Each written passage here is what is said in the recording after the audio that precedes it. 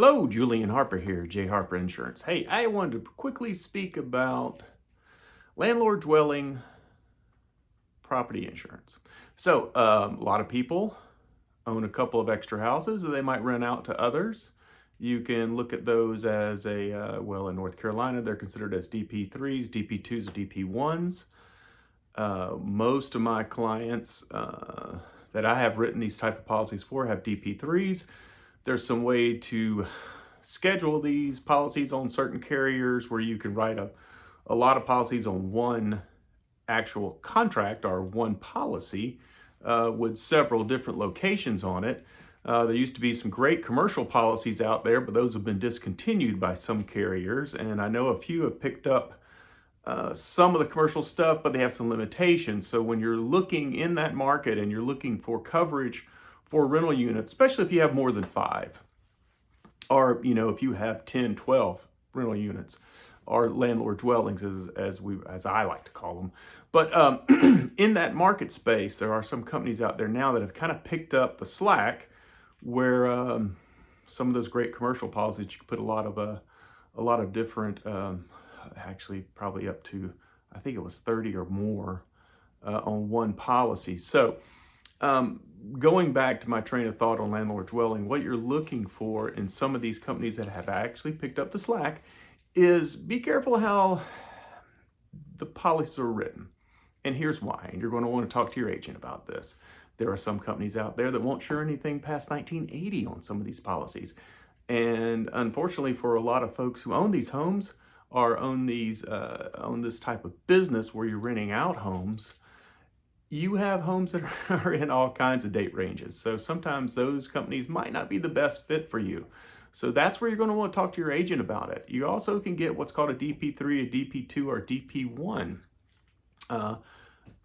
Almost all of our clients, well, I shouldn't say almost, all of our clients have DP3s. It's the best policy out there. It gives you the best coverage. It might cost a little more, but if something happens, you're going to want that extra coverage. Also, another thing you're going to look at is your liability on those.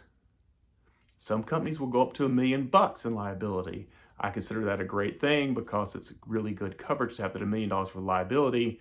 Also, a lot of our clients who have multiple homes, as far as multiple landlord dwellings, we also ask them or talk with them, and we recommend that they have an umbrella.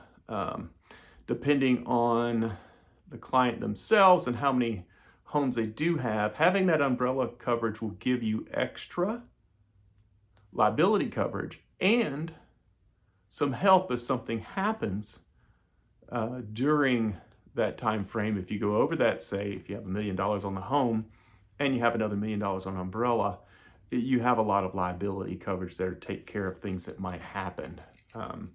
So one of the things I was looking at for a client is actually positioning multiple homes along with other policies and how we create more of a cohesive type of policies for those clients that have a lot of rental properties. So if you have a lot of rental properties, make sure you're talking to your agent about it. I know it's crazy out there right now, and I know a lot of companies have been raising their rates on rental properties, but instead of just jumping for a great rate, make sure you're jumping for the right reason. Make sure that wherever you're moving to or whatever changes you're making to those properties, that you're still well covered. Okay, once again, I was trying to make this short, but I ran a little bit long. It's Julian Harper, J. Harper Insurance. Check out our website, jharperins.com, www.jharperins.com. Tons of information on there on the commercial side and the personal side. Also, if you get a chance, come on, subscribe to my YouTube channel. We're trying to get people to subscribe to the YouTube channel. That's @Julian, the insurance guy. Hope you have a great day. Bye-bye.